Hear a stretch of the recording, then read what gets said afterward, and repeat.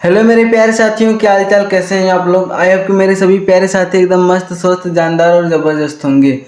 मैं शुभम स्वागत करता हूं आप सभी का आज के हमारे इस मोस्ट डिमांडेड वीडियो में। और आज का हमारा ये वीडियो बहुत ही ज़्यादा इम्पोर्टेंट होने वाला है आप लोगों के लिए, क्योंकि आज के इस वीडियो में हम देखेंगे क्लास टेंथ के संपूर्ण गणित के मोस्ट इम्पॉर्टेंट सूत्र को, जो कि अगर आपको पता हो सूत्र तो आप क्वेश्चन को आसानी से लगा लेंगे। और हम संपूर्ण गणित के यानी पूरे चैप्टर के हम सूत्र को देखेंगे, हर एक चैप्टर वाइज के सभी इंपॉर्टेंट सूत्र को देखेंगे। तो चलिए बिना देरी के वीडियो को स्टार्ट करते हैं। तो यहाँ पर हमारा सबसे पहला चैप्टर मिल जाएगा आप लोगों को वास्तविक संख्या, जो कि हमारा सबसे पहला चैप्टर ही है। इसमें हमारा दो टॉपिक आपके लिए होगा, जिसमें से पहला है कि किन्हीं दो धनात्मक पूर्णांक ए और बी के लिए एचसीएफ ए कॉमा बी और एलसीएम ए कॉमा बी बराबर ए गुणे बी। मैं आप लोग को बता दूं ये वाला बहुत ही ज़्यादा इम्पॉर्टेंट है, क्योंकि आपका जब भी क्वेश्चन बनेगा पहले चैप्टर से तो सिर्फ और सिर्फ इसी पे बनेगा, इसी फार्मूले पे आपका क्वेश्चन बनेगा। और इस टाइप का क्वेश्चन आज देख रहे हैं 2 नंबर या 1 नंबर का इस फार्मूले पे क्वेश्चन बनता है। फिर हम बात करते हैं अगले पॉइंट की। तो यहाँ पर एक आपके लिए कथन लिखा है कि ऐसी संख्याएं जिन्हें पी बाई क्यू के रूप में लिखा जा सकता है उन्हें परिमेय संख्या कहते हैं। उन्हें क्या कहते हैं? परिमेय संख्या कहते हैं। और जहाँ पी व क्यू क्या अभाज्य हो। तो ये तो दूसरा आपके लिए पॉइंट था, लेकिन पहला वाला देखिए बहुत ही ज़्यादा इंपॉर्टेंट है। और किन्हीं दो धनात्मक पूर्णांक ए और बी के लिए एलसीएम गुणे एलसीएम को हमें निकालना होता है। जैसे यानी सपोज कीजिए कि कोई हमें दो संख्या दी गई है, 2 और 3, ये हमें क्या एक संख्या है। तो अगर हम इसका क्या निकालें, एचसीएफ निकालें, इसका हम एचसीएफ निकालें और इसका फिर एलसीएम निकालें और दोनों का गुणा कर दें। अगर हम इसका क्या निकालें, एचसीएफ निकालें और उसके बाद क्या निकालें, एलसीएम निकालें। और दोनों क्या करें, निकालने के बाद अगर हम इसका गुणा करें तो इसका अगर हम एचसीएफ और एलसीएम निकालेंगे 6 आएगा। इसका एचसीएफ एलसीएम क्या आएगा हमारा 6 आएगा। लेकिन अगर हम क्या करें कि फिर इन दोनों संख्याओं का गुणा कर दें तो वो भी देखिए क्या आएगा, वो भी हमारा 6 आएगा। यानी 6 और 6 क्या हो गया, बराबर हो गया। तो ये हमारा सूत्र है कि किन्हीं दो धनात्मक पूर्णांक ए और बी के लिए एचसीएफ ए कॉमा बी और एलसीएम ए कॉमा बी बराबर होगा ए गुणे बी के। और दूसरा पॉइंट है कि पी बाई क्यू के रूप में लिखा जा सकता है। अगर ऐसी कोई संख्या है जिसे हम क्या करें, पी बाई क्यू के रूप में लिख सकें, तो उसे हम क्या बोलेंगे, परिमेय संख्या बोलेंगे। और ये आपके लिए तब इम्पोर्टेंट होगा जब आप करेंगे कि अंडर रूट 3 को और परिमेय संख्या को अंडर रूट 3 को आप परिमेय संख्या सिद्ध करेंगे, तब आपके लिए क्या होगा, इम्पॉर्टेंट होगा। तो पहले चैप्टर हमारा बस यही 2 इम्पॉर्टेंट था। अगर हम बात करें इसके अगले चैप्टर की तो उसमें एक देखते कौन कौन से इम्पॉर्टेंट फार्मूलाज हैं। तो अब हम बात करते हैं अपने अगले चैप्टर की। अगला चैप्टर हमारा बहुपद है। बहुपद में देखिए यहाँ पर कुछ पॉइंट लिखे गए हैं। पहला क्या है, बहुपद के बारे में आप लोग जान लीजिए कि बहुपद क्या है। बहुपद में है कि बहुपद की घात। अब है यहाँ पर हम बात करते हैं बहुपद की घात की। यदि बहुपद पी एक्स में एक्स की, यहाँ पर इस बात को आप लोग नोटिस कीजिएगा कि एक्स की उच्चतम घात बहुपद की घात कहलाती है। यानी x की जो जितनी भी उच्चतम घात रहेगी वो क्या कहलाएगा, हमारा बहुपद का घात कहलाएगा। अगर हम बात करें यहाँ पर आपको मिलेगा रैखिक, फिर मिलेगा द्विघात बहुपद और मिलेगा त्रिघात बहुपद। तो देखिए रैखिक क्या होता है। रैखिक में x की उच्चतम घात 1 होती है, x की उच्चतम घात 1 होती है। द्विघात की बात करें तो x की उच्चतम घात 2 होती है। और त्रिघात की बात करें तो x की उच्चतम घात कितनी होती है, 3 होती है। यानी रैखिक में हमारा 1 हो जाएगा, द्विघात में हमारा 2 हो जाएगा और त्रिघात में हमारा 3 हो जाएगा। जितने घात उतना इसका बहुपद होगा। फिर उसके बाद हम बात करते हैं यहाँ पर किसी बहुपद के शून्यकों एवं गुणांकों में संबंध। ये हमारा बहुत ही ज़्यादा इंपॉर्टेंट होगा, किसी बहुपद के शून्यकों और गुणांकों में संबंध, ये वाला। इसमें क्या है देखिए आप लोग, यहाँ पर है माना बहुपद a x square plus b x plus c. हम यहाँ पर एक बहुपद को a x square plus b x plus c के रूप में मानते हैं और ये हमारा बहुपद का मानक रूप भी होता है। इस बात को आप लोग नोट कीजिएगा। तथा इसके शून्यक, अब यहाँ पर हमें इसके शून्यक दिया है अल्फा और बीटा। क्या है, अल्फा एवं बीटा है। तो क्या है कि शून्यकों का योग क्या होता है, अल्फा प्लस बीटा बराबर माइनस बी बाई ए। अब यहाँ पर आप लोग नोट कीजिएगा कि जो हमारा माइनस बी बाई ए है, ये हमारा क्या है, माइनस बी बाई ए है। तो आप इसको ऐसे भी लिख सकते हैं कि अल्फा प्लस बीटा बराबर माइनस अचर पद। बी हमारा देखिए यहाँ से क्या है, बी हमारा अचर पद है। जो हमारा बी है वो हमारा क्या है, अचर पद है। अचर पद वो क्या है हमारा अचर पद है, अचर पद है। और उसके बाद जो हमारा ए है वो एक्स स्क्वायर का गुणांक है, ए हमारा एक्स स्क्वायर का गुणांक है, बी हमारा अचर पद है। तो आप ऐसे भी लिख सकते हैं कि शून्यकों का योग अल्फा प्लस बीटा बराबर माइनस अचर पद बटे में क्या लिखेंगे, ए का मान लिखेंगे, यहाँ पर ए क्या है एक्स स्क्वायर का गुणांक है। तो ये हमारा हो गया। फिर उसके बाद हमारा अगला यहाँ पर आप लोग को पॉइंट मिलेगा कि शून्यकों का गुणनफल। अगर हम बात करें किसके, शून्यकों का गुणनफल पे, तो शून्यकों का गुणनफल, शून्य हमारा देखिए क्या है यहाँ पर अल्फा और बीटा है। अल्फा और बीटा का अगर हम शून्य इसका हम गुणनफल करें तो क्या आएगा, सी बाई ए के बराबर है। सी बाई ए यानी कि अचर पद बटे में एक्स स्क्वायर का गुणांक। दोनों में देखिए एक्स स्क्वायर का गुणांक है तो आप नीचे का तो फिक्स कर लीजिए, अगर योग पूछेगा तो माइनस बी कर दीजिएगा यानी माइनस अचर पद, और गुणनफल पूछेगा तो माइनस, यहाँ पर माइनस बी क्या है एक्स का गुणांक है, और सी की बात करें तो सी हमारा क्या है अचर पद है। तो आई होप कि आप लोग को इतना क्लियर होगा। तो चलिए अब अपने अगले चैप्टर पे चलते हैं। अगला चैप्टर देखिए, ये जो यहाँ पर आप क्वेश्चन देख रहे हैं, ये हम क्वेश्चन तो नहीं कर रहे हैं, यहाँ पर हम सिर्फ फार्मूले को कर रहे हैं। तो ये हमारा फार्मूला आप लोग के लिए बोर्ड एग्जाम के नज़रिए से बहुत ही ज़्यादा इंपॉर्टेंट होगा। तो आप लोग इसका स्क्रीनशॉट भी लीजिएगा और उसके बाद इसे अपने कॉपी में नोट कीजिएगा, क्योंकि आपका पूरा बोर्ड एग्जाम यहीं से फंसने वाला है। चलिए तो अब अपने अगले चैप्टर की बात करते हैं, या फिर इसमें अभी आपको कुछ और पॉइंट देखने को मिलेगा। तो देखिए इसमें हमारा एक और पॉइंट आपको मिलेगा कि यदि बहुपद के शून्यक अल्फा व बीटा दिए हों और आपसे क्या पूछ रहा हो कि आपसे कोई बहुपद पूछ रहा हो, तो बहुपद को आप कैसे निकालेंगे। अगर कोई शून्यक हमें क्या दिया है, अल्फा व बीटा दिया है और हमसे पूछ रहा है कि इसका बहुपद निकालना है, तो बहुपद को हम कैसे निकालेंगे। तो सिर्फ इसका सिंपल सा शुद्ध है कि बहुपद बराबर क्या लिख देंगे हम, x square minus alpha plus beta और फिर एक्स लिख देंगे। यानी कि यहाँ पर देखिए अगर हम निकालें तो होगा एक्स स्क्वायर माइनस, फिर ब्रैकेट में लिखेंगे शून्यकों का योग, क्या होगा हमारा शून्यकों का योग हो जाएगा यहाँ पर, और उसके बाद ब्रैकेट को बंद करके एक्स लिखेंगे, प्लस हमारा क्या होगा शून्यकों का गुणनफल यानी कि अल्फा इंटू बीटा हो जाएगा। यहाँ पर शून्यकों का योग का मतलब क्या है, अल्फा प्लस बीटा, और यहाँ पर क्या होगा अल्फा इंटू बीटा। तो हमारे जब हमें बहुपद निकालना होता है तो हम इस टाइप के क्वेश्चन को करते हैं। तो हमारा दूसरा चैप्टर यहाँ पर समाप्त होता है। इसके जितने भी इंपॉर्टेंट क्वेश्चन थे, जितने भी इंपॉर्टेंट फार्मूला थे, वो हमने आपको बताया। अब अगले चैप्टर पे हम चलते हैं। तो चलिए अब हम बात करते हैं अपने अगले चैप्टर की, जो हमारा अगला चैप्टर होने वाला दो चर वाले रैखिक समीकरण युग्म। ये वाला देखिए यहाँ पर हम आपको कुछ पॉइंट्स बताएंगे और उस पॉइंट्स को आप लोग एकदम नोट कर लीजिएगा अपने दिमाग में। यहाँ पर पहला हमारा पॉइंट होने वाला है, पहला पॉइंट क्या है कि एक समीकरण जिसे हम a x plus b y plus c बराबर 0 के रूप में व्यक्त किया जा सकता है, उसे हम दो चर वाले रैखिक समीकरण कहा जाता है। यानी दो चर वाला रैखिक समीकरण क्या है, जिसमें दो चर हो, जैसे एक्स और वाई क्या है दो चर है, फिर उसके बाद रैखिक यानी घात इसके क्या हो एक हो, और समीकरण यानी बराबर में बहुपद के बराबर क्या लग जाए 0 लग जाए, तो उसे हम क्या बोलेंगे रैखिक समीकरण बोलेंगे। तो इसके बराबर अगर हमारा 0 हो जाए तो a x plus b y plus c बराबर 0 के रूप में व्यक्त किया जाता है, उसे दो चर वाला रैखिक समीकरण कहा जाता है। अब उसके बाद हम बात करते हैं यहाँ पर, अब उसके बाद हम यहाँ पर बात करेंगे किसकी, दूसरे पॉइंट की। दूसरा हमारा पॉइंट क्या होगा, देखिए सभी दो चर वाले लिखा है, सभी दो चर वाले समीकरण को हम सरल रेखा कहते हैं। सभी दो चर वाले रैखिक समीकरण सरल रेखा को निरूपित करते हैं, यानी कोई आपका दो जितना भी रहेगा दो चर वाला रैखिक समीकरण वो सरल रेखा को क्या करेगा, निरूपित करेगा।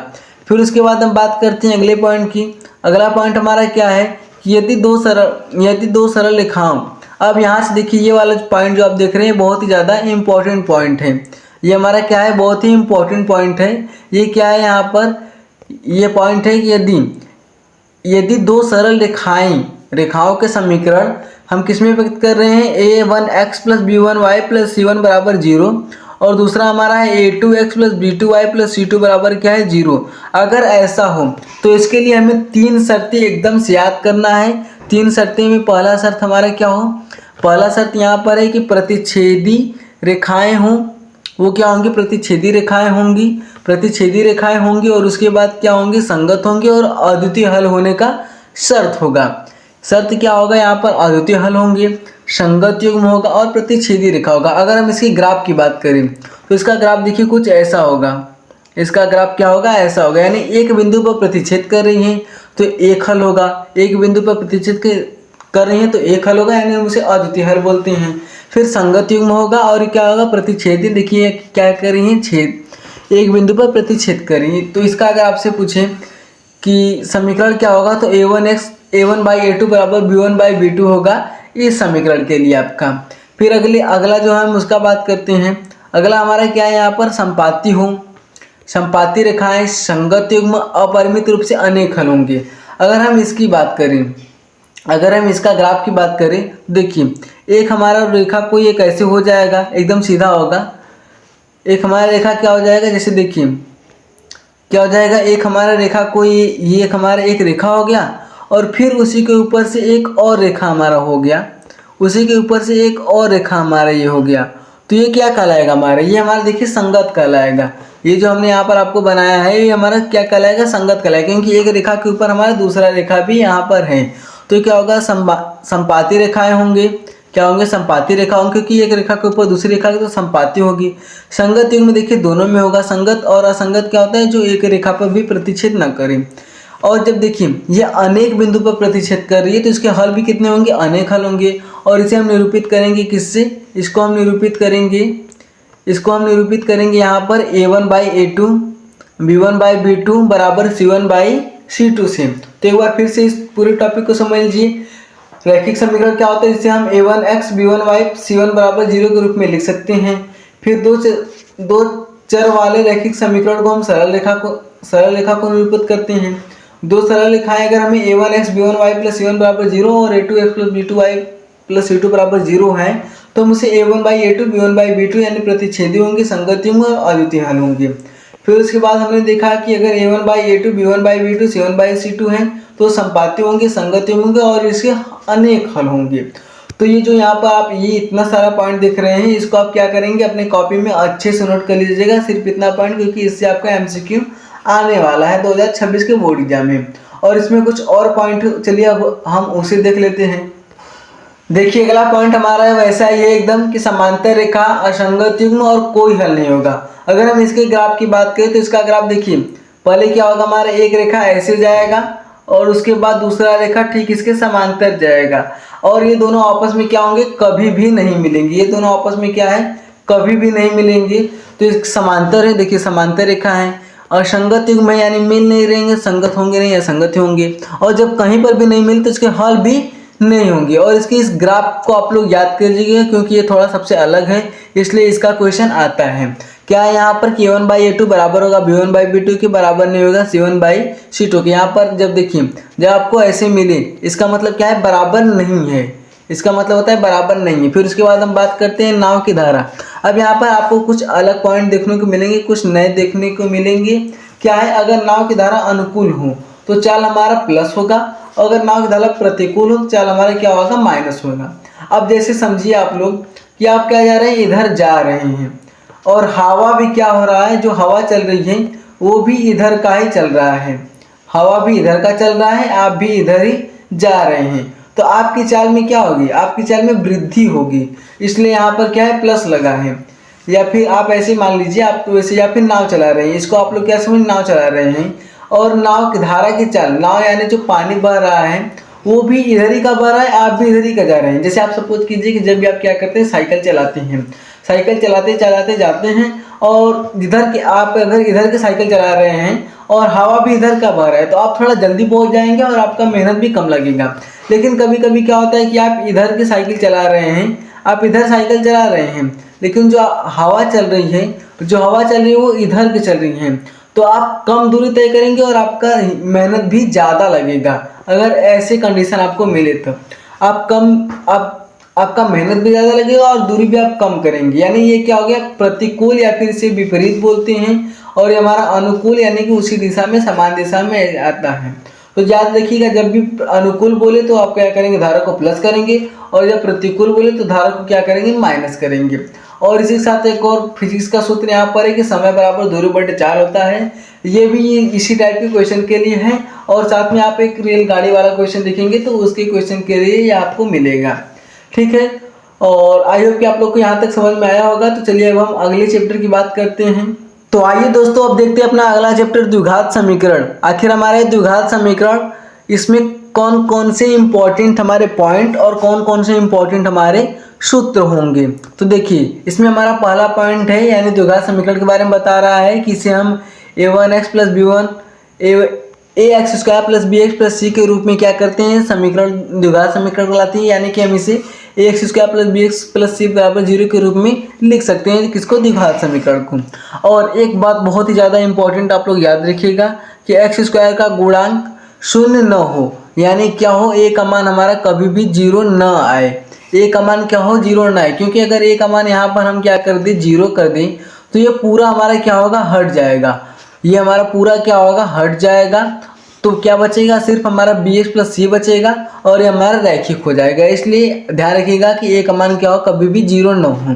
फिर उसके बाद हमारा अगला पॉइंट होने वाला है यहाँ पर कि द्विघात समीकरण के शून्यक और द्विघात समीकरण के मूल क्या होते हैं, बराबर होते हैं। अगर हम बात करें शून्यक की, तो शून्यक और मूल क्या होते हैं, दोनों ही बराबर होते हैं। अगर आपसे कहीं मूल कहे तो समझिए शून्य की है, और शून्य के तो समझ जाइए मूल है, दोनों क्या है, आपस में बराबर हैं।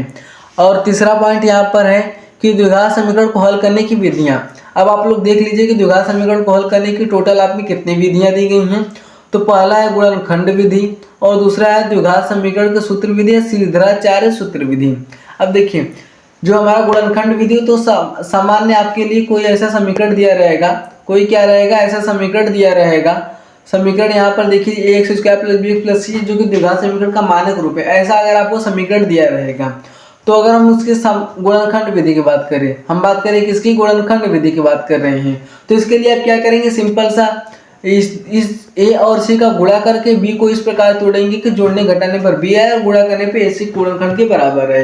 ये हमारे देखिए गुणनखंड के लिए है। लेकिन अगर हम यहीं पर बात करें श्रीधराचार्य सूत्र विधि की, श्रीधराचार्य यानी कि सूत्र विधि की, तो यहाँ पर सूत्र आपको मिलेगा, सूत्र आपको देखिए यहाँ पर ये हमारा सूत्र है कि x minus b plus minus क्या होगा, हमारा बी स्क्वायर माइनस 4ac बटे में 2a होगा। और एक बात और आप लोग ध्यान दीजिएगा कि कभी कभी ये सूत्र आपको एक नंबर में पूछ देगा और आपको पहचानना रहेगा कि सूत्र विधि कौन सा है, तो इस सूत्र को आप लोग एकदम अच्छे से याद रखिएगा।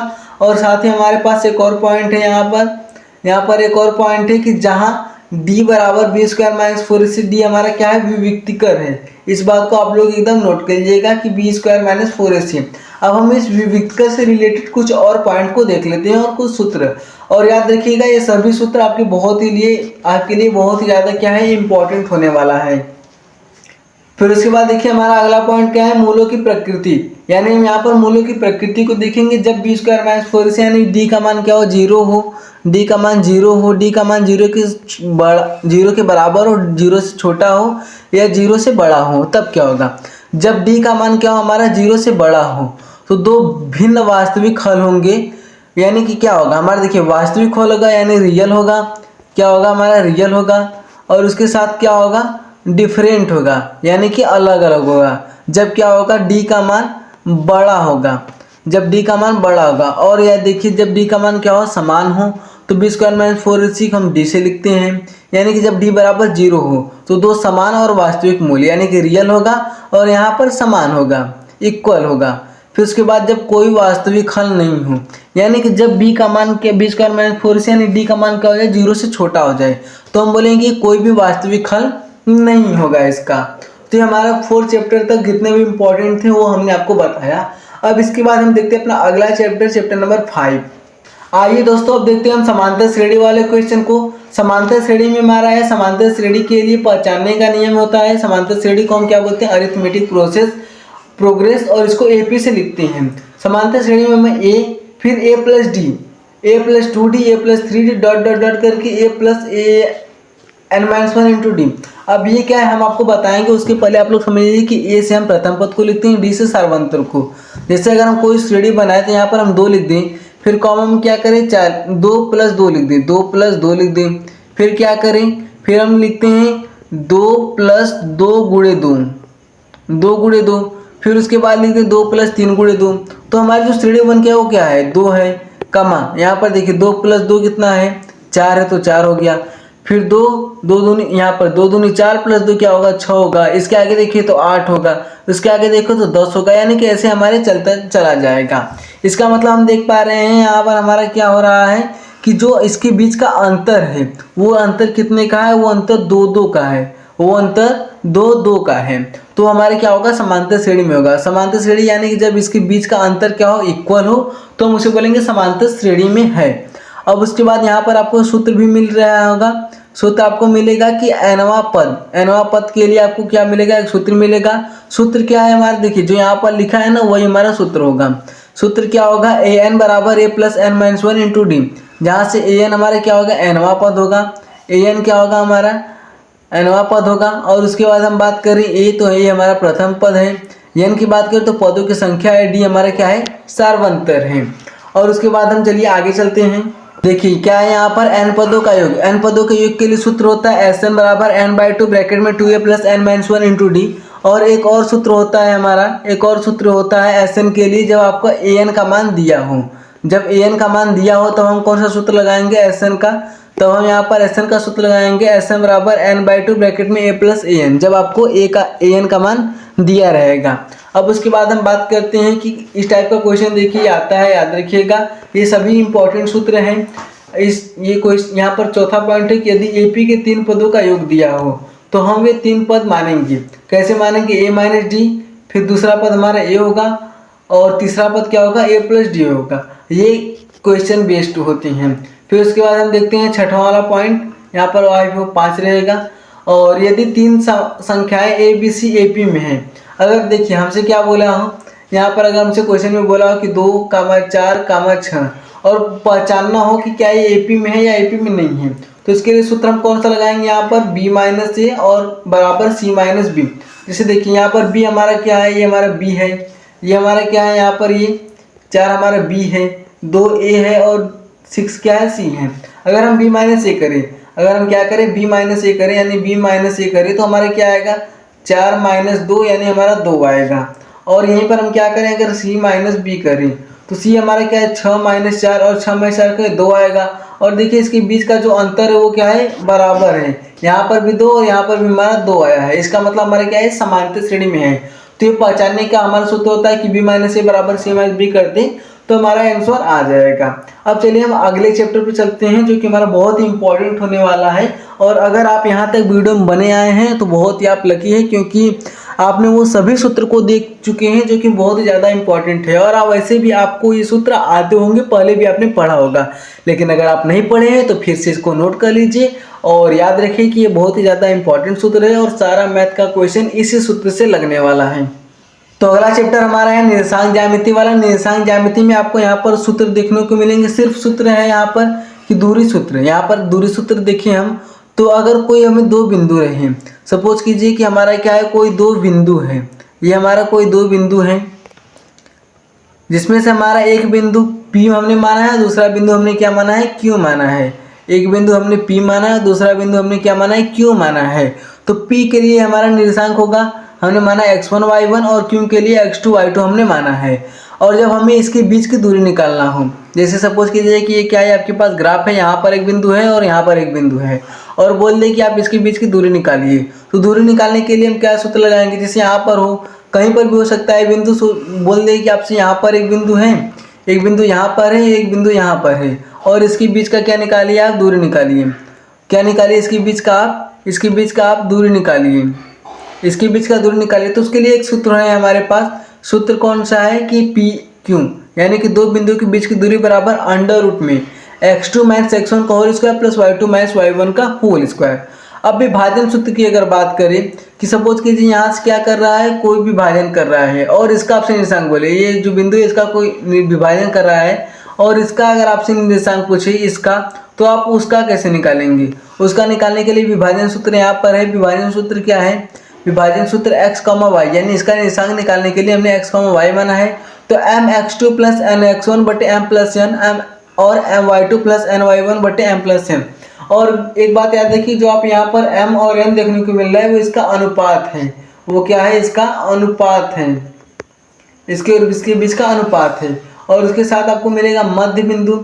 अब जब देखिए आपको मिले मध्य बिंदु, यानी कि अगर हमारा कोई बिंदु हम यहाँ पर मान ले और एक बिंदु हम यहाँ पर मान ले, और क्या करें, इसके बीच की हम दूरी निकालें, और इसके बीच की दूरी के साथ आपको याद रखिए इसकी मध्य बिंदु, यानी मध्य का मतलब क्या होता है, बीच का पॉइंट। देखिए तो बीच का पॉइंट हमारा ये होने वाला है। और जब आपसे इसका निर्देशांक पूछे, वैसे विभाजन सूत्र में कहीं से विभाजित कर सकता था, यानी कि अगर हम यहाँ पर देखें, अगर हमारा कोई पॉइंट है नया, तो आप विभाजन में यहाँ पर विभाजित कर सकता था, यहाँ पर विभाजित कर सकता था। लेकिन मध्य बिंदु में हम बीच का निकालेंगे। तो इसके लिए सूत्र हमारा क्या है, इसके लिए x, y बराबर x1 प्लस x2 बटे 2 और y1 प्लस y2 बटे 2, ये हमारा इसके लिए मध्य बिंदु का सूत्र है। अब उसके बाद हम देखते हैं इसमें और हमारे कुछ सूत्र होंगे। तो आ गया आपका मोस्ट इम्पॉर्टेंट जो कि डिमांडेड चैप्टर है वो है त्रिकोणमिति। त्रिकोणमिति देखिए बहुत ही ज़्यादा इंपॉर्टेंट चैप्टर आपके बोर्ड एग्जाम के नज़रिए से होगा। तो इसमें हम पहले त्रिकोणमिति अनुपात को देखेंगे। त्रिकोणमिति अनुपात क्या होता है, sine theta cos theta tan cosec sec cot, ये हमारा क्या होता है, त्रिकोणमिति अनुपात होता है। अब देखिए त्रिकोणमिति अनुपात में हमारा क्या है, यहाँ पर साइन थीटा लंब बटे कर्ण, कॉस थीटा आधार बटे कर्ण, टेन थीटा लंब बटे आधार, कॉट क्या होता है आधार बटे लंब, सेक क्या होता है कर्ण बटे आधार, कोसेक क्या होता है कर्ण बटे लंब। आपको ये याद ही नहीं करना है। चलिए हमने आपसे क्या बोला, आपको ये याद नहीं करना, आपको क्या करना है, सिर्फ एक चीज़ याद रखना है, क्या है वो, लाल बटे कक्का। लाल बटे कक्का को आप लोग याद रख लीजिए और बन के यहीं से आया है। जहाँ पर आपका पहला वाला क्या होगा, साइन थीटा के लिए होगा, दूसरा वाला क्या होगा, कॉस थीटा के लिए होगा, और तीसरा वाला जो कि लंब बटे आधार है वो हमारा किसके लिए होगा, वो हमारा होगा ये वाला तीसरा वाला हमारा होगा टेन थीटा के लिए। अगर हम इसको पलट दें तो साइन का उल्टा क्या होता है, याद रखिएगा, साइन का उल्टा हमारा कोसेक होता है। साइन का उल्टा क्या होता है, हमारा कोसेक होता है। साइन जो यहाँ पर साइन देख रहे हैं इसका उल्टा कोसेक होता है, कॉस का उल्टा सेक होता है, और टेन कॉट का उल्टा होता है। ये दोनों आपस में क्या होते हैं, विपरीत होते हैं। ये दोनों आपस में क्या होते हैं, विपरीत होते हैं। तो इसको आप याद रखिएगा। और देखिए इसमें हम जो सर्वसमीका है उसको देख लेते हैं। अब सर्वसमीका को देखने से पहले आप लोग क्या देखेंगे, त्रिकोणमितीय अनुपातों की सारणी। अब हम यहाँ पर देखेंगे त्रिकोणमितीय अनुपातों की सारणी, जो कि बहुत ही ज़्यादा इंपॉर्टेंट है। ये आपको सभी मान एकदम अपनी जुबान पर रखने हैं, एकदम आपको याद करना है। क्या है यहाँ पर कि sign theta cos theta tan theta, और ये 0 30 यहाँ पर 60 90 रहेगा, यहाँ पर 45 डिग्री रहेगा। इसको आप लोग करेक्शन कर लीजिएगा, यहाँ पर हमारा 45 डिग्री रहेगा। अब उसके बाद हम चलिए इसको देखते हैं। यहाँ पर क्या है, पहले साइन थीटा है, इसका आप लोग स्क्रीनशॉट लीजिए। इस पूरे टेबल का आप लोग क्या कीजिए, स्क्रीनशॉट लीजिए और इसको आप लोग नोट कीजिए। जैसे देखिए इसको याद कैसे करेंगे, साइन 0 का मान 0 डिग्री, साइन 0 का मान 0 डिग्री, साइन 30 का मान 1/2, साइन 50 का मान 1/√2, और साइन 60 का मान √3/2, साइन 90 का मान 1। अगर आप लोग चाहें कि आप इसे याद नहीं करना चाहते हैं और ट्रिक से समझना चाहते हैं तो आप लिखिए त्रिकोणमितीय अनुपातों की सारणी और बाद में लिख दीजिए कि स्मार्ट स्टूडेंट की श्रद्धा। आपको हमारे द्वारा बताए गए पूरे इस टेबल को कैसे हम लोग समझे वो आपको मिल जाएगा। तो चलिए अब देखते हैं हम सर्वसमीका को। सर्वसमीका हमारा यहाँ पर पहला सर्वसमीका हो जाएगा sine square theta plus cos square theta बराबर 1। यहाँ पर हमने थीटा को ए से डिनोट किया है, इस बात को आप लोग नोट कीजिएगा। थीटा भी हो, देखिए चाहे क्या हो, चाहे थीटा हो, चाहे ए हो, चाहे बी हो, चाहे सी हो, चाहे फाई हो, चाहे अल्फा हो, चाहे बीटा हो, ये सब क्या है, एक ही है। बस यहाँ पर जो यहाँ पर रहेगा वो यहाँ पर भी सेम रहना चाहिए। तो ये हमारा होगा। और यहाँ पर देखिए हम sine square theta plus cos square theta यानी कि साइन स्क्वायर ए प्लस कॉस स्क्वायर ए बराबर 1 होगा। उसके बाद अगला है कि 1 प्लस टेन स्क्वायर ए बराबर सेक स्क्वायर, ये हमारा सर्वसमीका है। फिर 1 प्लस कॉट स्क्वायर ए बराबर कोसेक स्क्वायर ए, ये हमारे तीनों क्या है, तीनों के तीनों बहुत ही ज़्यादा इंपॉर्टेंट सर्वसमीका है। फिर उसके बाद यहाँ पर देखिए टेन ए बराबर होता है साइन ए बट्टे कॉस ए। यहाँ पर जो हमने आपको बताया था ना कि उल्टा होता है, बस वही वाला नियम यहाँ पर लगा है। साइन ए बराबर 1/कोसेक ए, कॉट ए बराबर cos a by sine a. Cos a क्या होता है, सेक ए का उल्टा होता है। टेन ए उल्टा होता है कॉट ए का, कॉट उल्टा होगा टेन ए का, और सेक उल्टा होगा कॉस ए का, कोस ए के उल्टा होगा साइन ए का। तो ये बात सब एक ही है, बस आपको थोड़ा सा घुमा फिरा के दिया है। और ये हमारा हो गया। और उसके बाद हम बात करते हैं अपने अगले चैप्टर की। तो हमारा अगला चैप्टर वृत्त होने वाला है। वृत्त में आप लोग देख लीजिए कि ये ज़्यादा से ज़्यादा पूछे जाने वाले मोस्ट 3 इंपॉर्टेंट टॉपिक। यहाँ पर पहला क्या है आपका छेदक रेखा, यानी कि आपका ये छेदक रेखा क्या होता है। फिर स्पर्श रेखा है और फिर अप्रतिच्छेदी रेखा है। अगर आप इसे डिटेल में समझना चाहते हैं तो इसका भी हमने वीडियो बनाया है। वैसे आपने सभी चीज़ों का वीडियो आपको प्रोवाइड कर दिया है पहले, बस यहाँ पर आपको हम सूत्र बता रहे हैं। यहाँ पर क्या है, छेदक रेखा की अगर हम बात करें तो यानी कि कोई वृत्त रहेगा। जैसे देखिए यहाँ पर क्या है, एक वृत्त है और एक वृत्त को एक रेखा क्या कर रहा है, ऐसे छेद कर रहा है, तो उसे हम क्या बोलेंगे, छेदक रेखा बोलेंगे। और फिर अगर हम ऐसे देखें तो एक हमारे पास यहाँ पर ये भी क्या है, एक वृत्त है और एक रेखा क्या कर रहा है, उसको स्पर्श कर रहा है, तो उसे हम क्या बोलेंगे, स्पर्श रेखा बोलेंगे। और बात करें अप्रतिच्छेदी रेखा या फिर उसको प्रतिच्छेद नहीं कर रहा है। तो जैसे देखिए एक यहाँ पर क्या है, वृत्त है, और एक हमारा रेखा है वो इस वृत्त से बहुत ज़्यादा दूर पर है, तो उसे हम क्या बोलेंगे, अप्रतिच्छेदी रेखा। तो आई होप कि आप लोग को समझ में आ गया होगा। अब इसके लिए कुछ इंपॉर्टेंट बिंदुओं को देख लीजिए कि एक बिंदु से एक वृत्त पर स्पर्श रेखाओं की संख्या, यानी कि ये वाला क्वेश्चन देखिए बहुत ही ज़्यादा इंपॉर्टेंट है और इस टाइप का क्वेश्चन भी आप लोग को मिलता है। अगर हम स्थिति 1 की बात करें तो एक बिंदु पर एक वृत्त पर, एक बिंदु से एक वृत्त पर स्पर्श रेखाओं की संख्या देखें तो जब बिंदु अंदर हो, पहली स्थिति क्या है कि वृत्त के अंदर स्थित किसी बिंदु से वृत्त पर जाने वाली वृत्त पर कोई स्पर्श रेखा नहीं होगी। अब यहाँ पर देखिए स्पर्श रेखा क्या है, एक भी स्पर्श रेखा नहीं है, तो हम बोलेंगे जब बिंदु क्या हो, वृत्त के अंदर हो तो स्पर्श रेखा एक भी नहीं होगा, स्पर्श रेखा क्या होगा, एक भी नहीं होगा। और जब बात करें कि स्पर्श रेखा कहाँ पर हो, हमारी दूसरी स्थिति क्या है, दूसरी स्थिति है कि वृत्त पर स्थित किसी बिंदु से वृत्त पर केवल एक स्पर्श रेखा होगा, यानी कि हम बात करें कि जब हमारे स्पर्श बिंदु कहाँ हो, इसी वृत्त पर हो, जब हमारे स्पर्श बिंदु वृत्त पर हो तो स्पर्श रेखा की संख्या क्या होगी, सिर्फ और सिर्फ एक होगी। और उसके बाद हम बात करते हैं यहाँ पर जब सिर्फ एक ही बिंदु पर हो, और जब बात करें क्या हो कि हमारी स्पर्श रेखा क्या हो, अनेक बिंदु पर, जब हमारी जो बिंदु हो, तीसरा स्थिति हमारे क्या है कि एक वृत्त से बाहर, जब क्या वृत्त से बाहर स्थित एक बिंदु पर, बिंदु से वृत्त पर दो स्पर्श रेखा होगी, यानी कि अगर कोई हमारा वृत्त है, जैसे देखिए हमारा क्या है, वृत्त है और इसके बाहर एक स्पर्श रेखा है, इसके बाहर स्पर्श रेखा है, तो क्या होगा, इसे हम सिर्फ और सिर्फ कितनी स्पर्श रेखा खींच सकते हैं, सिर्फ और सिर्फ दो स्पर्श रेखा खींच सकते हैं जब बिंदु हमारा कहाँ हो, बाहर, यानी कि कहीं पर बाहर हो सकता है। तो इसके लिए हम सिर्फ कितनी रेखा खींचेंगे, स्पर्श रेखा सिर्फ और सिर्फ दो हो सकता है, और इस पॉइंट को आप लोग एकदम से याद रखिएगा। अब चलिए हम अगले पॉइंट को देखते हैं। तो अब हमारा अगला चैप्टर होने वाला है वृत्तों से संबंधित क्षेत्रफल। देखिए वृत्तों से संबंधित क्षेत्रफल में यहाँ पर आपको कुछ पॉइंट मिलेंगे। पहला है वृत्त का क्षेत्रफल, ये वाला सूत्र देखिए बहुत ही ज्यादा इंपॉर्टेंट है कि वृत्त का क्षेत्रफल क्या होता है, पाई आर स्क्वायर, और जहां पर आर हमारा क्या होता है, आर हमारा होता है त्रिज्या, जहां पर आर क्या होता है, आर हमारा त्रिज्या होता है। फिर उसके बाद ये वृत्त की परिधि, और ये जो दोनों चैप्टर है आपको वहां पर देखने को मिलेंगे, वृत्त वाले चैप्टर में भी ये दोनों सूत्र मिलेंगे। वृत्त की परिधि क्या होती है, 2 पाई आर होती है, वृत्त का क्षेत्रफल क्या होता है, पाई आर स्क्वायर होता है, और आर हमारी क्या होती है, वृत्त की त्रिज्या। जैसे देखिए हमारे पास एक वृत्त है, ये हमने माना एक हमारे पास एक क्या है, वृत्त है, और ये क्या है, उसका केंद्र है, ये क्या है, उसका केंद्र है, केंद्र, ये उसका केंद्र है, और इससे इस केंद्र से और इस परिधि के बीच की दूरी को हम क्या बोलते हैं, त्रिज्या बोलते हैं। तो ये हमारा क्या हो गया, ये हमारा त्रिज्या हो गया, इसे हम आर से लिखते हैं। तो ये हो गया हमारा वृत्त का त्रिज्या। अब उसके बात करते हैं जो कि हमारे इस चैप्टर में त्रिज्यखंड वृत्तखंड मिलेंगे, उसको देखेंगे। तो यहाँ पर देखिए क्या है, सबसे पहले त्रिज्यखंड। त्रिज्यखंड क्या होता है उसको देख लीजिए। त्रिज्यखंड यानी कि अगर हम त्रिज्यखंड की बात करें तो इसमें हमारा 3 सूत्र है यहाँ पर। पहला सूत्र क्या है, लघु त्रिज्यखंड, लघु त्रिज्यखंड का क्षेत्रफल। अब देखिए पहले लघु त्रिज्यखंड क्या होता है, हमने एक वृत्त बनाया, हमने क्या किया, एक वृत्त बनाया और फिर इसको 2 भागों में बांट दिया। हमने क्या किया, एक वृत्त बनाया और इसको 2 भागों में बांट देते हैं। अब देखिए अब यहाँ पर जो बन के आया है, अब यहाँ पर जो बन के ये छोटा वाला, ये हमारा क्या है, लघु त्रिज्यखंड, क्योंकि त्रिज्या के हिसाब से बटा है तो त्रिज्यखंड बोलेंगे। और जो बड़ा वाला दिख रहा है, यहाँ पर जो बड़ा वाला दिख रहा है, इसे हम क्या बोलेंगे, दीर्घ त्रिज्यखंड। इसको देखिए, ये नीचे वाला हमारा क्या कहलाएगा, लघु त्रिज्यखंड, और बड़ा वाला ऊपर वाला कहलाएगा दीर्घ त्रिज्यखंड। ये जितना भी येलो कलर का है वो हमारा दीर्घ त्रिज्यखंड कहलाएगा, और जो हम यहाँ पर नीचे देख रहे हैं जो कि हमारा रेड कलर का होगा वो हमारा क्या कहलाएगा, लघु त्रिज्यखंड। ये त्रिज्यखंड और दीर्घ त्रिज्यखंड आपने समझ लिया होगा। देखिए अब इससे सूत्र क्या है, पहला है लघु त्रिज्यखंड के सूत्र की बात करें तो थीटा बटा 360 पाई आर स्क्वायर। जब हम लघु त्रिज्यखंड का क्षेत्रफल निकालते हैं तो सूत्र होता है थीटा बटे 360 पाई आर स्क्वायर। अब उसके बाद हम बात करते हैं लघु त्रिज्यखंड की लंबाई।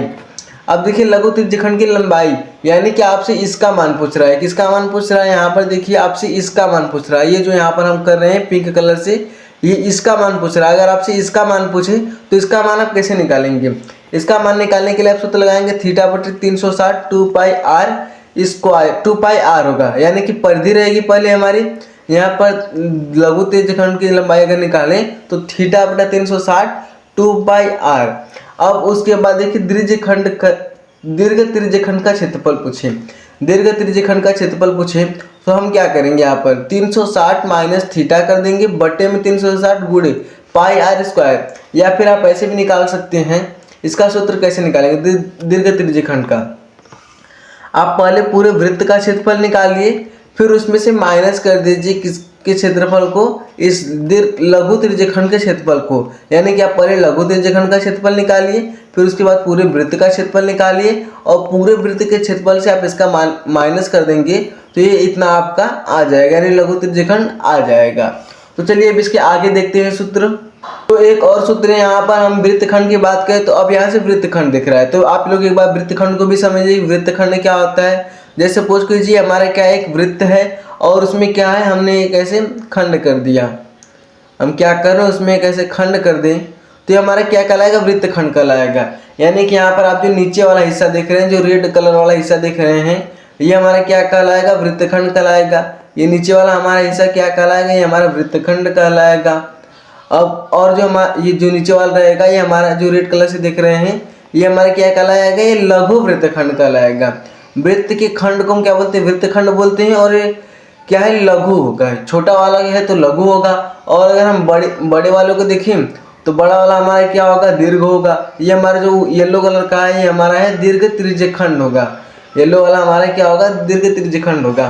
तो जब आपसे वृत्तखंड का क्षेत्रफल पूछे, आपसे क्या पूछे, जब भी वृत्तखंड का क्षेत्रफल पूछे तो वृत्तखंड का क्षेत्रफल आप कैसे निकालेंगे, वृत्तखंड का क्षेत्रफल निकालेंगे त्रिज्यखंड का क्षेत्रफल, यानी कि पहले हम त्रिज्यखंड के क्षेत्रफल का सूत्र लगाएंगे, फिर उसमें से त्रिभुज का क्षेत्रफल माइनस कर देंगे। जैसे सपोज कीजिए कि ये क्या है, हमारे पास एक वृत्त है, ये एक वृत्त है, और उसके बाद क्या है, त्रिज्यखंड है।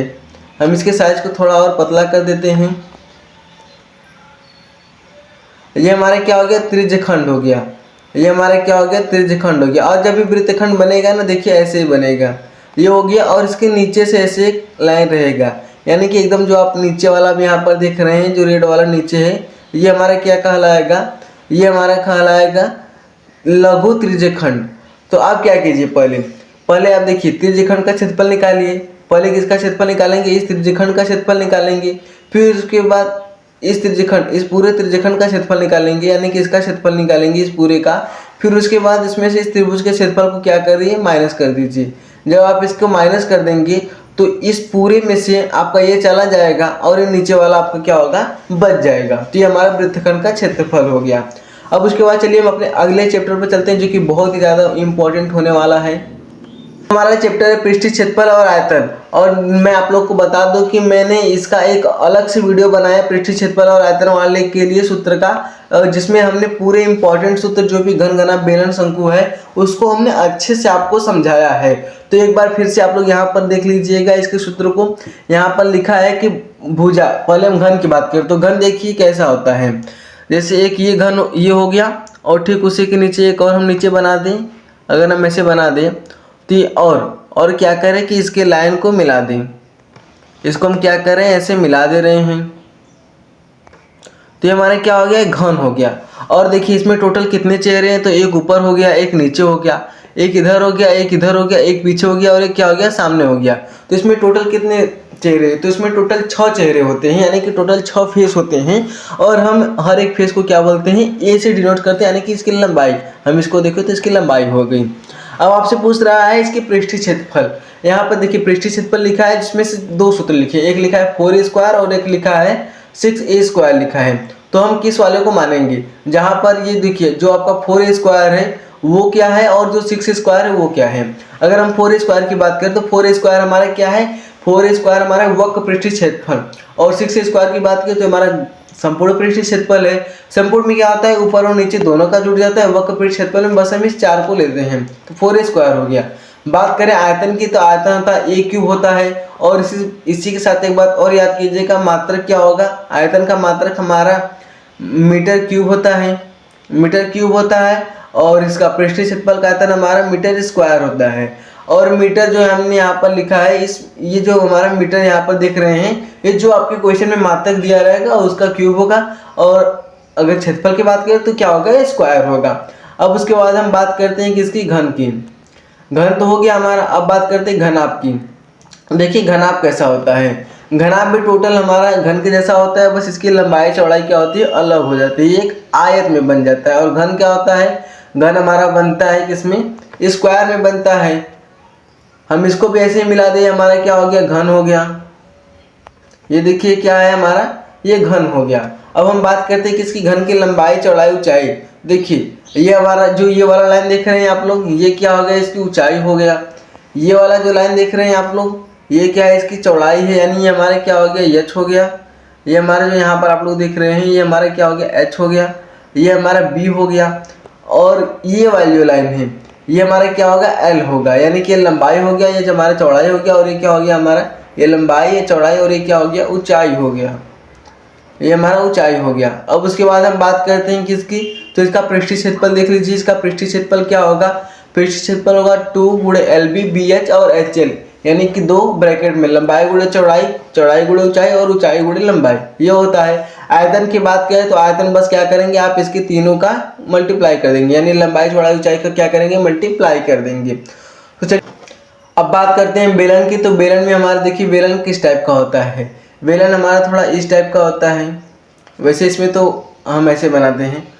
ये क्या होगा, ये आप जो ऐसे देख रहे हैं, ये हमारा क्या होगा, एक हमारा बेलन होगा। ये हमारा देखिए बेलन है, जिसकी त्रिज्या क्या होती है, आर होती है। यानी त्रिज्या अगर देखिए तो हम यहाँ पर देख रहे हैं, जो हमारा ऊपर वाला ये जो वृत्त है, ये ऊपर नीचे दोनों साइड है, ये किस आकार का, एक वृत्त के आकार का होता है।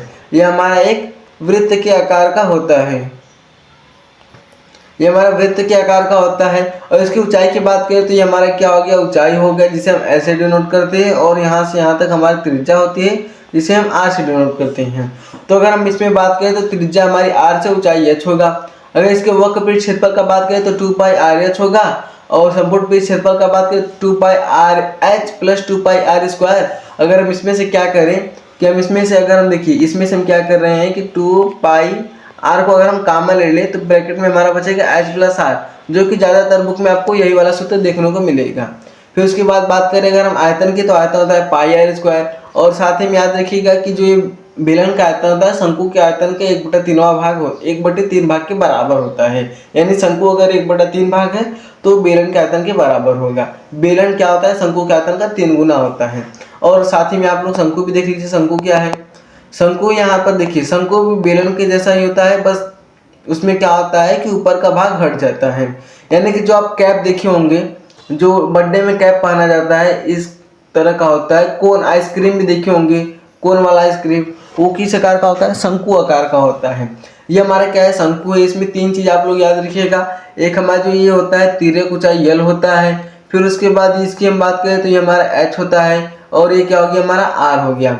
और इसमें आपका पाइथागोरस प्रमेय लगेगा, जब आपका एच का मान और आर का मान दिया रहेगा और साथ ही आपको यल का मान पूछे तो आप पाइथागोरस प्रमेय से यल का मान निकालिएगा।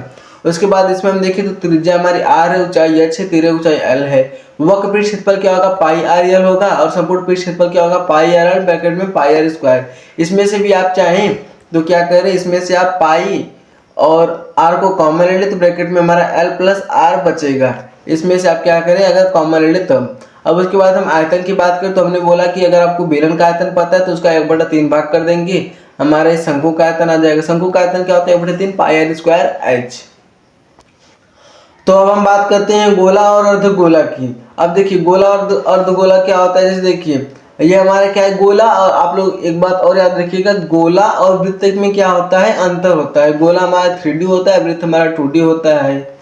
ये गोला और अर्धगोला में क्या है, अंतर है। गोला जैसे देखिए अब फुटबॉल हो गया, गेंद हो गया, हमारा गोला है। लेकिन वृत्त क्या होता है, बस एक लाइन होती है जिसकी परिधि होती है।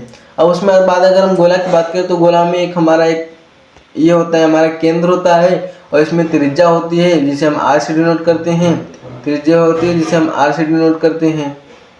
आर को हम क्या बोलते हैं, त्रिज्या बोलते हैं। तो यहाँ पर देखिए लिखा भी है, गोले की त्रिज्या को आर लिखते हैं। इसका पृष्ठीय क्षेत्रफल होता है, इसमें देखिए वक्र पृष्ठ क्षेत्रफल, संपूर्ण पृष्ठ क्षेत्रफल नहीं होता है, सिर्फ इसका पृष्ठीय क्षेत्रफल होता है 4πr²। और आयतन की बात करें तो 4/3πr²। और जब आपको गोला का पता है तो आप अर्धगोला का आसानी से निकाल लेंगे। इसकी भी त्रिज्या आर ही होती है। वक्र पृष्ठ क्षेत्रफल देखिए इसका 4πr² है, तो उसका आधा कर देंगे 2πr² होगा। लेकिन इसमें संपूर्ण पृष्ठ क्षेत्रफल, क्योंकि देखिए नीचे का भाग तो ये इतना हो गया, ऊपर एक और भाग जुड़ा है, इसलिए 1πr² और जुड़ जाएगा। तो आप 2πr² में πr² और जोड़ दीजिए तो 3πr² आ गया। इसका आयतन 4/3 क्या है, इसका आयतन क्या है 4/3 पाई आर क्यूब। और तो हम बात करें अर्धगोले के आयतन की तो 2/3 पाई आर क्यूब हो जाएगा। अब उसके बाद चलिए देखते हैं हमारे पास अभी 2 चैप्टर और बचे हैं, उसके बहुत ही आसान क्वेश्चन को हम लोग देख लेते हैं। क्वेश्चन है फार्मूला को, और उसमें कुछ टॉपिक भी होंगे, और जो हमारा प्रायिकता वाला होने वाला उसमें तो हमने पूरी की पूरी बुक से पूरी टॉपिक उठाकर लाए हैं, तो उसको भी आप लोग जरूर देखिए। तो अगला हमारा होने वाला है सांख्यिकी, यानी सांख्यिकी देखिए अगला चैप्टर हमारा है, और इसमें हमारा क्या है माध्य, माध्यक, बहुलक। इसमें आपको क्या मिलेगा, माध्य, माध्यक और बहुलक मिलेगा। तो देखिए पहले हम किसकी बात करें, माध्य की। तो माध्य में आपको टोटल 3 विधि मिलेगी, प्रत्यक्ष, कल्पित माध्य और पग विचलन। ये कभी कभी पग कभी पद दोनों होता रहता है, तो इस पर आप ज़्यादा ध्यान मत दीजिएगा, बस रखिएगा। तीसरा विधि है पग विचलन या पद विचलन। इसमें देखिए पहले हमारे क्या है प्रत्यक्ष विधि है। क्या है हमारा प्रत्यक्ष विधि है, अगर हम बात करें किसकी, प्रत्यक्ष विधि की, हम बात करें किसकी, अगर प्रत्यक्ष विधि की बात करें तो क्या होता है x बार बराबर सिग्मा एफ एक्स बटे सिग्मा एफ। यानी क्या होता है कि एफ एक्स का योग, सिग्मा का मतलब क्या होता है, देखिए सिग्मा का मतलब समझिए, सिग्मा का मतलब होता है योग, योग यानी कि जोड़। जितने भी पद रहेंगे सबका जोड़ करेंगे तो उसे हम सिग्मा बोलते हैं। तो वैसे इस पे जब आप क्वेश्चन करेंगे तो आपको ज़्यादा समझ में आएंगे, लेकिन यहाँ पर जितने सूत्र है उसको आप देख लीजिए। फिर उसके बाद बात करें हम कल्पित माध्य का, तो कल्पित माध्य विधि का सूत्र होता है x बार बराबर, इसी के सूत्र क्या है कि यहाँ पर हमारा a और di लग जाएगा, तो a plus sigma f i d i बटे सिग्मा एफ आई। फिर उसके बाद हम बात करें किसकी, पग विचलन विधि की। तो पग विचलन क्या होता है, x बार बराबर a plus sigma f i d i बटे sigma f i into h, यानी कि इसमें h भी होता है। अब उसके बाद हम बात करते हैं इसकी अगली, जो माध्य के बाद हमारा माध्यक और बहुलक है उसका सूत्र देखते हैं। तो देखिए हमारा अब होने वाला है क्या है, बहुलक। बहुलक में क्या है, बहुलक का एक सूत्र है जो कि बहुत ही ज़्यादा इंपॉर्टेंट सूत्र है, और एक बात आप लोग ध्यान दीजिएगा कि इससे क्वेश्चन आता ही आता है, तो आप लोग इसे जरूर पढ़िएगा। इसका बहुलक का सूत्र क्या है, देखिए बहुलक बराबर क्या होता है, l प्लस ब्रैकेट में f1 माइनस f0 बटे 2f1 minus f0 minus f2 into में क्या होता है h होता है। जहाँ पर l क्या होता है हमारा बहुलक वर्ग की निम्न सीमा होती है, h क्या होता है वर्ग अंतराल होता है, f0 क्या होता है बहुलक वर्ग से ठीक पहले वर्ग के बारंबारता, और f1 क्या होता है बहुलक वर्ग की बारंबारता, और f2 क्या होता है बहुलक वर्ग के ठीक बाद वाले वर्ग की बारंबारता। जैसे आपको जब भी मिलेगा सारणी मिलेगी, इस रूप से क्या मिलेगी, सारणी मिलेगी, जिसमें से अगर हम सपोज करें कि हमारा बहुलक वर्ग है, तो ये हमारा बहुलक वर्ग है, तो यहाँ पर f1 क्या है बहुलक वर्ग की बारंबारता है, यानी कि ये हमारा f1 हो जाएगा, और f0 क्या है बहुलक वर्ग से ठीक पहले वर्ग की बारंबारता, और ये हमारा f0 हो जाएगा। और f2 की बात करें तो बहुलक वर्ग से ठीक बाद वर्ग की बारंबारता, तो ये हमारा f2 हो जाएगा। तो आई होप कि आप लोग को समझ में आया होगा। चलिए अब हम इसके साथ माध्यक को भी देख लेते हैं, उसका भी सूत्र इंपॉर्टेंट है।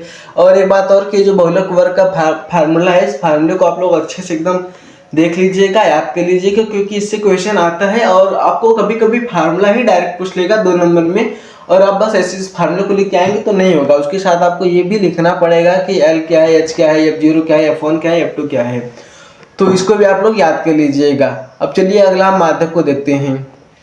अब बात करें अगर हम माध्यक की, तो माध्यक में भी आपको 2 चीज देखने को मिलेगा। पहला क्या है, अवर्गीकृत आंकड़ों का माध्यक, और दूसरा होता है वर्गीकृत आंकड़ों का माध्यक। लेकिन अवर्गीकृत आंकड़ों का माध्यक आपने क्लास 9 में पढ़ा होगा, फिर से यहाँ पर देख लीजिए कि पहले क्या हो, जब आपका n विषम प्राकृतिक संख्या हो, जब n विषम हो तो उसके लिए माध्यक क्या होगा, n प्लस 1 बटे 2 वहाँ पद, यानी कि n प्लस 1 बटे 2 वहाँ पद। और यदि सम हो, जब विषम हो तो जो n रहेगा, n क्या होता है हमारे संख्या होती है, और n प्लस 1 बटे 2 वहाँ पद कर देंगे। जैसे अगर आपका यहाँ से आ गया 5वां पद आ गया, जैसे आपका देखिए अगर आपका आंसर, सपोज कीजिए कि आपका आंसर क्या है, 5वां पद आया है, 5वां पद अगर आपका आंसर आ गया है, तो आप जो आपके पास श्रेणी दी रही होगी, जो आपका पद दिया रहेगा उसमें से आप देखेंगे 5वां पद कौन सा है। तो देखिए 1 2 3 4 5, ये 5वां पद है। यहाँ पर कुछ भी रहे, 7 भी रहे, तो आप उस 7 को उठाएंगे और 7 क्या हो जाएगा, आपका आंसर हो जाएगा। तो अब उसके बाद अगर हम देखें कि n जब हमारा सम हो, ये तो विषम के लिए था, सम के लिए देख लीजिए, तो सम के लिए सूत्र ये वाला बहुत इंपॉर्टेंट सूत्र है कि n/2 वहाँ पद प्लस n/2 प्लस 1 वहाँ पद बटे 2। इस सूत्र को आप लोग जरूर से एकदम ध्यान से देख लीजिएगा। अब उसके बाद चलते हैं हम वर्गीकृत आंकड़ों को देखते हैं। तो वर्गीकृत आंकड़ों का माध्यक में हमारा क्या है, सबसे पहले इसका सूत्र है माध्यक का। माध्यक का सूत्र क्या दिया है यहाँ पर, माध्यक का सूत्र है कि माध्यक L प्लस ब्रैकेट में n माइनस टू माइनस सी बटे एफ इंटू में क्या है h है। यहाँ पर यल क्या है, यल माध्यक वर्ग की निम्न सीमा है, n क्या है प्रेक्षणों की संख्या है, c क्या है माध्यक वर्ग से ठीक पहले वर्ग की संचयी बारंबारता, और f क्या है माध्यक वर्ग की बारंबारता, h क्या है वर्ग अंतराल। ये इसको भी आप लोग वैसे याद कीजिएगा जैसे आप बहुलक को देखेंगे। और उसके बाद आता है हमारा मोस्ट डिमांडेड एंड 2024 के हर एक सेट में पूछा हुआ क्वेश्चन, जिसमें सिर्फ एक और एक फॉर्मूला लगेगा और आपका 2 नंबर और 1 नंबर पक्का होगा। तो क्या है कि 3 माध्यक, इस फॉर्मूले को आप लोग याद रखिएगा। क्या होता है 3 माध्यक बराबर बहुलक प्लस 2 माध्यक। और इसके साथ मैं आप लोग को बता दूं कि ये जो आप यहाँ पर देख रहे हैं ये फार्मूला, इसी फार्मूले पर सेम इसी फार्मूले पर आपको क्वेश्चन मिल रहा होगा किसमें 2024 के सभी सेट में इसी फार्मूले पर क्वेश्चन आया था, 7 के 7 सेट में। तो देख लीजिए कितना जरूरी है आप लोग के लिए। और 2025 की एक आध 2 सेट में शायद ही क्वेश्चन आया था, 2025 में ज़्यादा नहीं था। तो देखिए कौन कौन सा आया था, 2024 में आया था, 25 में नहीं आया। इसका मतलब सीधा यही मतलब है कि 2026 में जरूर आएगा। क्योंकि देखिए क्वेश्चन कुछ ऐसे होते हैं ना कि जो 24 में आता है वो 25 में नहीं आता है, 26 में आता है। 25 का डिमांड कहाँ से होता है, 25 का डिमांड होता है 23 से। 2023 के क्वेश्चन पेपर को आप उठाइए और 25 से मिलाइए। 100% आपको तो नहीं कर सकते लेकिन 80% जरूर मिलता रहेगा। 80% क्या होगा मिलेगा 2023 और 25 के क्वेश्चन से। और देखिए जब 2026 का आप बोर्ड एग्जाम दे देंगे तो 2024 से क्या रहेगा मिलता रहेगा। और ये हमारा होता है खत्म। अब देखते हैं हमारा लास्ट चैप्टर जो कि प्रायिकता है। प्रायिकता बहुत ही ज़्यादा इंपॉर्टेंट चैप्टर है। तो आ गए हम क्लास 10 संपूर्ण गणित के इंपॉर्टेंट सूत्र में, आपने लास्ट चैप्टर जो कि प्रायिकता है। और अगर आप वीडियो में यहाँ तक में तो आप बहुत ही हिम्मती है और साथ ही आपने कुछ अचीव किया है आज की वीडियो में, क्योंकि आपने उस सारे सूत्र को देख लिया जो कि बहुत ही ज़्यादा इंपॉर्टेंट है। और प्रायिकता से आप बस जितने यहाँ पर कुछ कॉन्सेप्ट लिखे हैं, कुछ बिंदु लिखे हैं, महत्वपूर्ण बिंदु, उसको आप जरूर देखिए। क्या है यहाँ पर एक घटना, यहाँ पर देखिए घटना को ई से हम करते हैं कि सैद्धांतिक या पारंपरिक प्रायिकता पीई। पी क्या होता है घटना जो होती है, ई हमारी क्या होती है घटना होती है, पी प्रायिकता होता है, को निम्नलिखित रूप में परिभाषित किया जाता है। जैसे पीई, ई क्या होता है अनुकूल परिणामों की संख्या बटे क्या होता है प्रयोग में सभी संभावित परिणामों की संख्या। ये हमारा क्या होता है सूत्र होता है। इसमें देखिए सिर्फ 2 सूत्र है और बाकी आपको कॉन्सेप्ट ही मिलेंगे। सूत्र एक ये है और एक ये हमारा यहाँ पर सूत्र है, इसको हम देखते हैं। लेकिन उसके पहले इस पॉइंट को भी देख लेते हैं कि एक निश्चित घटना की प्रायिकता 1 होती है, एक असंभव घटना की प्रायिकता 0 होती है। देखिए जब कोई घटना घटित हो, जैसे आप सपोज कीजिए कि आपको स्कूल जाना है, आप घर से निकले स्कूल जा रहे हैं, तो क्या हो सकता है या तो आप जा रहे हैं रास्ते में आपका एक्सीडेंट हो जाए, हालांकि हो नहीं लेकिन फिर भी प्रायिकता ये भी कुछ भी हो सकता है, आप रास्ते में से उठा लिए जाए। फिर क्या होगा कि आप स्कूल पहुंच गए, तो ये उसकी घटना हो सकती है। बहुत सारी घटना क्या होती है आ सकती है। लेकिन अगर बात करें कि आपके सामने खाना रखा है, आप खाना खाने जा रहे हैं, हाथ में खाना उठा लिए हैं और ऐसे खाना को आप खा रहे हैं, तो उसकी घटना क्या होगी, घटना तो ये होगी कि आप खाना था आपके सामने, आपने खाना को क्या किया खा लिया, तो क्या होगी निश्चित घटना होगी। निश्चित घटना की प्रायिकता क्या होती है 1 होती है। अब एक असंभव घटना, असंभव घटना क्या है कि जैसे आप सोच रहे हो कि आपका 100 आउट ऑफ 100 आ जाए, तो ये भी एक निश्चित घटना है। लेकिन असंभव घटना कि हर सब्जेक्ट में 100 आउट ऑफ 100 आए, तो आप उसके लिए आपको ज़्यादा मेहनत करना पड़ेगा। लेकिन ये भी कुछ कह नहीं सकते, आ भी सकता है। अगर हम असंभव घटना की बात करें तो आप जैसे देखिए असंभव घटना क्या होगा, आप रास्ते पर हैं और आप इस साइड जा रहे हैं और आपसे कोई कहे कि नहीं आप इस साइड जा रहे हैं, तो ये क्या होगी असंभव होगी। क्योंकि आप किस साइड जा रहे हैं, आप तो पूरब की साइड जा रहे हैं और आपसे कोई कह रहा है कि नहीं आप पश्चिम की साइड जा रहे हैं, तो ये तो गलत बात है ना, क्योंकि ये असंभव घटना होगी जिसका कोई परिणाम ही नहीं है। या फिर कोई कहे आपसे कि आप लूडो खेल रहे हो उसमें 7 आ जाए, लूडो खेल रहे हो उसमें 7 आ जाए, तो क्या कभी 7 आ सकता है, लूडो में कभी 7 आ सकता है। लूडो में तो सिर्फ 6 ही आता है, 1 होता है, 2 होता है, 3 4 5 6 होता है, कभी उसमें 7 आ सकता है। या फिर सिक्कों को आप उछाले उसमें हेड टेल के अलावा कुछ और आ जाए, ये तो असंभव घटना है ना, इसलिए उसकी प्रायिकता क्या होगी, उसकी प्रायिकता 0 होती है। अब उसके बाद हम बात करें कि घटना ई की प्रायिकता एक ऐसी प्रायिकता है जो जिसे हम किस रूप में लिखते हैं, जो क्या है कि 0 से बड़ा या बराबर जो प्रायिकता होती है, इसको आप लोग समझिएगा। वैसे आप लोग को 11th में इसका मिलेगा। क्या है यहाँ पर कि जो हमारी प्रायिकता होगी वो 0 से बड़ा या 0 के बराबर होगी और 1 से छोटा या 1 के बराबर होगी। कभी 1 से ज़्यादा 2 3 नहीं हो सकता और कभी 0 छोटा यानी कि दशमलव में नहीं हो सकता, या फिर माइनस में भी कभी प्रायिकता हमारी नहीं हो सकती है। अब उसके बाद अगर हम बात करें तो वह घटना जिसका केवल एक ही परिणाम है वह एक प्रारंभिक घटना कहलाती है। उसके बाद किसी प्रयोग की सभी प्रारंभिक घटनाओं की प्रायिकता का योग एक होता है। यानी जैसे देखिए कोई आप सभी 2-3 प्रायिकता आप निकाल ली हैं और जब तीनों को आप जोड़ेंगे तो उसका क्या आएगा, योग एक ही आएगा। और इससे आप जब क्वेश्चन को सॉल्व करेंगे तब आपका आंसर मिलाने के लिए बहुत ही ज़्यादा महत्वपूर्ण होता है। अब अगर हम बात देखें तो किसी भी घटना के लिए पीई प्लस पीई डैश, यहाँ पर क्या रहेगा, ई डैश रहेगा, जिसे यहाँ पर हम लिख दें तो पीई डैश रहेगा, जिसका मतलब होता है नहीं। अगर हम घटना होने की संभावना और न होने की संभावना को जोड़ें तो भी हमें एक ही मिलेगा। ई और ई पूरक घटना है, जैसे ई क्या है, हमारी घटना हो रही है, ई क्या है, नहीं हो रही, तो ये दोनों एक दूसरे के क्या है, पूरक हैं। तो आई होप कि आप लोग को सारे फार्मूले एकदम अच्छे से समझ में आ गए होंगे। तो हमने जितने भी सभी चैप्टर के फार्मूला था उसे हमने आपको बताया। मिलते हैं आपसे किसी अगले वीडियो में, तब तक के लिए धन्यवाद। वीडियो आपको कैसा लगा कमेंट में जरूर बताइएगा, अच्छा लगा हो तो लाइक भी जरूर कीजिएगा, दोस्तों के साथ जरूर शेयर कीजिएगा। क्योंकि देखिए क्या होता है ना, विद्या का जो दान करते हैं हम ना वो परम दान होता है। अन्य दानम परम दानम विद्या दानम तत्परम दानम, ये तो आप लोग संस्कृत में सुना ही होगा। तो आप लोग विद्या का दान कीजिए, विद्या आपके पास और बढ़ के आएगी। तो दोस्तों के साथ क्लास को जरूर शेयर कीजिएगा। मिलते हैं आपसे किसी अगले वीडियो में, तब तक के लिए धन्यवाद।